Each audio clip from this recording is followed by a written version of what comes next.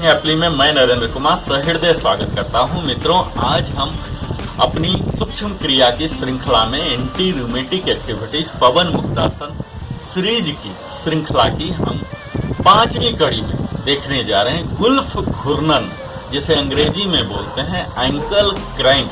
तो इसके तहत हम अपने एंकल्स को फ्लेक्सिबिलिटी बढ़ाते हैं, स्ट्रेचिंग करते हैं, मजबूती देते हैं। यह उनके लिए बहुत ही फायदेमंद होने वाले हैं जिन्हें कि डॉक्टर बिल्कुल बेड रिडन बोल दिया है, बेड से भी नहीं हिल सकते, वह भी इस प्रक्रिया को कर सकते हैं। जो तरह तरह के हाई बीपी से और भी कई क्रोनिक डिजीज से सफर हो रहे हैं, जो बिल्कुल ही कोई भी कसरत योगासन नहीं कर सकते हैं, वह भी इन्हें कर सकते हैं। तो इसे मैं बड़ा ही आसान बनाकर मैं आपके सामने प्रस्तुत करने जा रहा हूं। तो आइए, इसके लिए भी हम बाकी सूक्ष्म क्रियाओं की तरह ही हम इसे प्रारंभिक स्थिति में दंडासन में आ जाएंगे। बेशक आप इसे सोए भी, खड़े होके भी, कैसे भी कर सकते हैं, पर मैं आपको आदर्श रूप से यह बता रहा हूं कि आपको प्रारंभिक स्थिति में आ जाना है। अपने घुटनों को सीधा, पैर को, तलवे को सीधा, हाथ को सीधा, हाथ के पंजे बाहर की ओर, कमर, रीढ़ की हड्डी, गर्दन सीधा। और अब आपको लेफ्ट लेग को आप राइट से भी शुरू कर सकते हैं, मैं लेफ्ट से शुरू कर रहा हूं। लेफ्ट नी को बेंड कीजिए और इसे राइट थाई पर रख दीजिए, यहां तक, ऐसे जितना नजदीक ला सकते हैं, और थोड़ा सा बाहर की ओर रखते हुए, एंकल को बाहर रखते हुए आप एक हाथ यहां रखिए और एक यहां रखिए। इसे आप ऐसे ऐसे जितना घुमा सकते हैं, थोड़ा सा दबाव डालते हुए।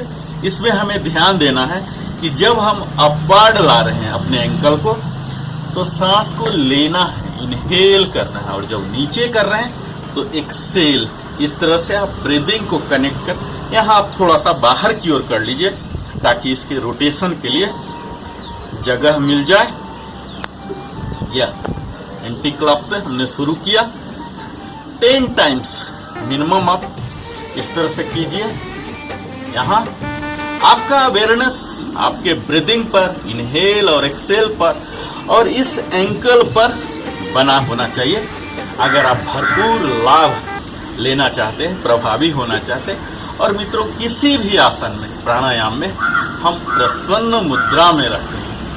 अब इसका डायरेक्शन चेंज कर देंगे। अब हम क्लॉकवाइज, इसमें हमें ध्यान देना है, प्रेशर नहीं होना, बड़ा ही धीरे धीरे इस तरह से इनहेल एक्सेल, इनहेल एक्सेल को करते हुए हमें करना है। जब डाउनवर्ड जा रहे हैं तो इनहेल, और अपवर्ड आ रहे हैं तो एक्सेल।